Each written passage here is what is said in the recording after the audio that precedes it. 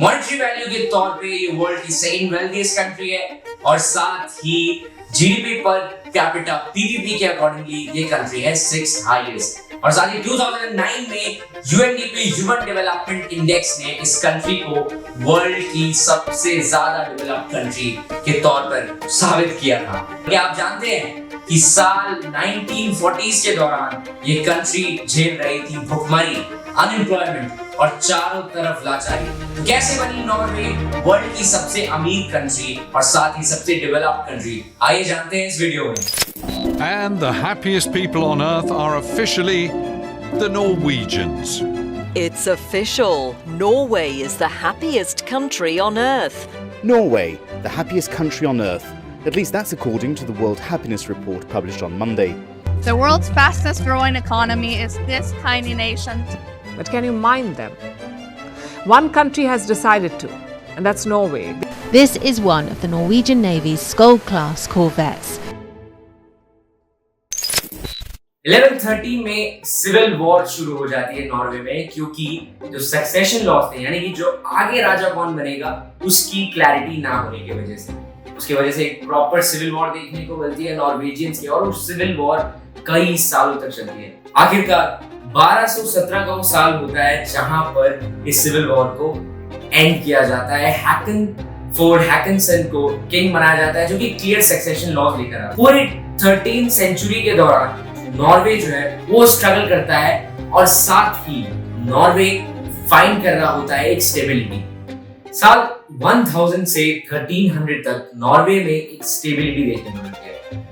Population में 1,50,000 से 4 लाख तक का इंक्रीज देखने को मिलता है और साथ ही 14th सेंचुरी को डिस्क्राइब किया जाता है नॉर्वे का गोल्डन पीरियड। उस टाइम पूरे टाइम नॉर्वे में पीस देखने को मिलता है और साथ ही सब लोग पूरी तरीके से वेल इक्विप्ड होते हैं और कोई भी तरीके की हमें खून खराबा देखने को नहीं मिलता, जिसकी वजह से हम 14th सेंचुरी को नॉर्वे का एक गोल्डन पीरियड भी कंसीडर करते हैं। पर नॉर्वे के गोल्डन पीरियड के अंत में यानी कि 14th सेंचुरी के लास्ट में साल 1380 में ओलेफ हैकनसन को 2 थ्रोन्स इनहेरिट करे जाते हैं।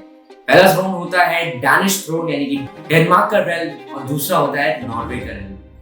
दोनों थ्रोन के इनहेरिटेंस की वजह से ओलेफ हैकनसन बन जाते हैं दोनों कंट्रीज के यूनाइटेड तरीके के राजा। जी हाँ, दोनों कंट्रीज अब यूनाइटेड हो चुकी होती हैं और साथ में अब नॉर्वे जो पहले एक इंडिपेंडेंट कंट्री की तरह एक्ट कर रहा था, अब एक यूनियन में एंटर कर चुका था।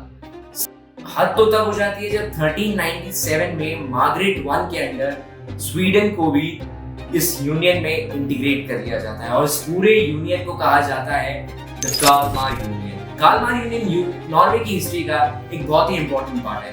कालमार यूनियन के आते ही तीनों स्कैंडिनेवियन कंट्रीज जो है वो एक साथ आ जाती है। बाद में स्वीडन इस कालमार यूनियन को तोड़ के निकल जाता है और अब कालमार यूनियन में बचते हैं सिर्फ डेनमार्क और नॉर्वे।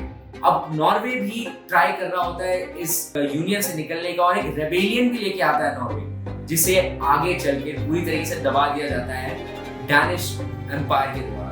बाद में नॉर्वे डेनमार्क साथ में काफी सेंचुरीज तक साथ रहते हैं और तब आता है साल 1807, the battle of Copenhagen. The battle of Copenhagen में नॉर्वे और डेनमार्क की यूनाइटेड रेल्म को अटैक करती है यूके यानी कि यूनाइटेड किंगडम। उस time British east India company और जो ब्रिटिश सोल्जर्स थे वो डेनमार्क और नॉर्वे को ऑक्यूपाई करने की कोशिश करते हैं और ये कोशिश जो है वो ऑलमोस्ट सफल होने को आ जाती है, क्योंकि डेनमार्क जो है वो नेपोलियन के साथ अलायंस फॉर्म करता है और कोशिश करता है यूके को काउंटर करने की, पर यूके को डेनमार्क काउंटर नहीं कर पाता और डेनमार्क जो है वो लूजिंग साइड पे चले जाता है। लूजिंग साइड पे जाने के बाद नॉर्वे देखता है कि जब डेनमार्क लूजिंग साइड पे है तो हम अपनी इंडिपेंडेंस अनाउंस कर देते हैं और उसी टाइम नॉर्वे अपनी इंडिपेंडेंस अनाउंस कर देता है, जिसके वजह से जो डेनमार्क और जो डैनिश एम्पायर था वो बिल्कुल भी खुश नहीं था। साथ ही एक और चीज, साथ ही डेनमार्क ने ब्रिटिश के साथ एक ट्रीटी ऑफ केयर साइन किया था, जिसके अंतर्गत जो प्रेजेंट डे नॉर्वे है वो स्वीडन के अंडर चला जाएगा। तो एक तरह से नॉर्वे डैनिश से निकल के स्वीडन का अब गुलाम बन चुका था। अब नॉर्वे के लिए चारों तरफ डिलेमा था कि अब वो कैसे निकले। इस पूरे केज को तोड़ने के लिए नॉर्वे बहुत ट्राई करता है। नॉर्वे की इंडिपेंडेंस डिक्लेयर करने के बाद जो स्वीडन था वो बिल्कुल भी खुश नहीं था, जिसकी वजह से नॉर्वे और स्वीडन में काफी ज्यादा एक राइवलरी देखने को मिल गई थी और एक कंडीशन तो ऐसी भी आ गई थी जहां नॉर्वेजियन और स्वीडिश वॉर भी हो सकती थी। नॉर्वेजियन और स्वीडिश वॉर के टलने का कारण था नॉर्वेजियन आर्मी के पास कैपिटल ना होना। साथ ही स्वीडिश आर्मी जो थी उनके पास भी जो सोल्जर्स थे वो बहुत कम थे, जिसके वजह से वो किसी भी फाइट में जाना चाहती थी, जिसके वजह से नॉर्वे को ऑटोमेटिकली स्वीडन के साथ एक यूनियन में रहना पड़ा। बाद में क्रिश्चियन मिसेल्सन आके 1905 में पीसफुली नॉर्वे को अलग कर देते हैं, जिसकी वजह से ये नॉर्वे की हिस्ट्री के एक बहुत ही इंपॉर्टेंट प्राइम मिनिस्टर रहते हैं। नॉर्वे को अलग करने के बाद प्रिंस ऑफ कार्ल, डेनमार्क के प्रिंस ऑफ कार्ल को नॉर्वे का थ्रोन ऑफर किया जाता है, जिसके बाद नॉर्वे के थ्रोन ऑफर करने के बाद एक प्लेबिसाइट कराया जाता है, यानी कि पीपल का वोट। और जब लोगों का वोट कराया जाता है तो वो किंग कार्ल को अपना किंग एक्सेप्ट कर लेते हैं, जिसके वजह से नॉर्वे जो है वो प्री वर्ल्ड वॉर एरा में पूरे टाइम एक किंग के अंडर रहती है, मोनार्कियल सिस्टम में रहती है। फिर पूरे अगर हम वर्ल्ड वॉर की बात करें तो वर्ल्ड वॉर 1 में नॉर्वे पूरी तरीके से न्यूट्रल रहता है, लेकिन वर्ल्ड वॉर 2 में नॉर्वे को ऑक्यूपाई कर लिया जाता है नाजीज के द्वारा, या हिटलर जो है नॉर्वे को ऑक्यूपाई कर लेता है और बाद में हिटलर के अंत के बाद नॉर्वे भी ऑटोमेटिकली इंडिपेंडेंट हो जाता है। पोस्ट वर्ल्ड वॉर पूरे वर्ल्ड में एक रेवोल्यूशन देखने को मिल रहा था, जिसका नाम था इंडस्ट्रियल रेवोल्यूशन। लोग प्राइमरी सेक्टर से शिफ्ट हो गया टर्शियरी सेक्टर में जा रहे थे। कंट्रीज में हमें इंडस्ट्रियलाइजेशन बहुत देखने को मिली और सबसे ज्यादा एरिया जहां इंडस्ट्रियलाइजेशन काफी रैपिडली हो रही थी वो था यूरोप, और नॉर्वे यूरोपियन कंट्री थी, इसी वजह से नॉर्वे में भी एक इंडस्ट्रियलाइजेशन का बूम देखने को मिला।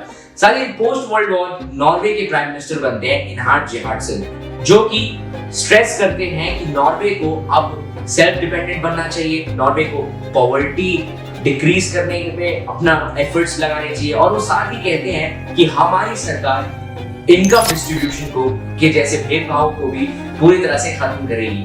और नॉर्वे के इन्हीं स्टेप्स की वजह से आगे चल के उन्हें काफी फायदा होता है। साथ ही Norway post world war era में काफी ज्यादा डेवलपमेंट तो कर ही रहा होता है, लेकिन साथ ही सेल्फ डिपेंडेंसी के लिए उन्हें एक रिसोर्स की जरूरत होती है। साल 1963 आते आते नॉर्वे सॉवरेन राइट्स एक्वायर कर लेता है नॉर्थ सी में रिसोर्सेज फाइंड करने के, रिसोर्सेज के रिसर्च करने के, और उसी रिसर्च के दौरान नॉर्वे को हाथ लग जाता है ऑयल, जो उनके लिए गोल्ड साबित होता है, जिसकी वजह से नॉर्वेजियन इकोनॉमी में एक जबरदस्त बूम देखने को मिलता है, और ऑयल की वजह से नॉर्वे एक सेल्फ डिपेंडेंट कंट्री के होने की तरफ बढ़ जाती है। और इसी सेल्फ डिपेंडेंसी की वजह से नॉर्वे जो है आगे चल के एक डेवलप्ड कंट्री बनती है। साथ ही अगर मैं बात करूं पोस्ट वर्ल्ड वॉर के कुछ डिसीजन की, तो पोस्ट वर्ल्ड वॉर के आते ही पहले नॉर्वे ने अपने आप को यूरोपियन यूनियन से अलग रखा था, लेकिन बाद में इन्हीं सब डिसीजंस को इरेज किया जाता है और नॉर्वे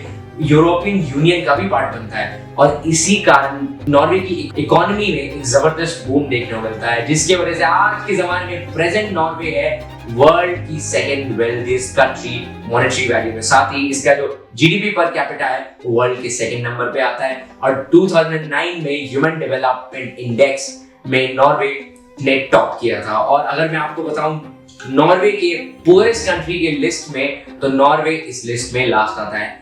नॉर्वे की डेवलपमेंट के पीछे कई कारण थे, लेकिन सबसे बड़ा कारण रहा उनका प्रॉपर टाइम पे अच्छे डिसीजंस लेना, अच्छे लीडर्स को आना और सही चीजों पे स्ट्रेस करना। इस वीडियो को देखने के बाद आपको क्या लगता है कि हम इंडियंस अपनी कंट्री में क्या चेंज लाते हैं, की वजह से हम भी एक दिन एशिया का नॉर्वे बनता है?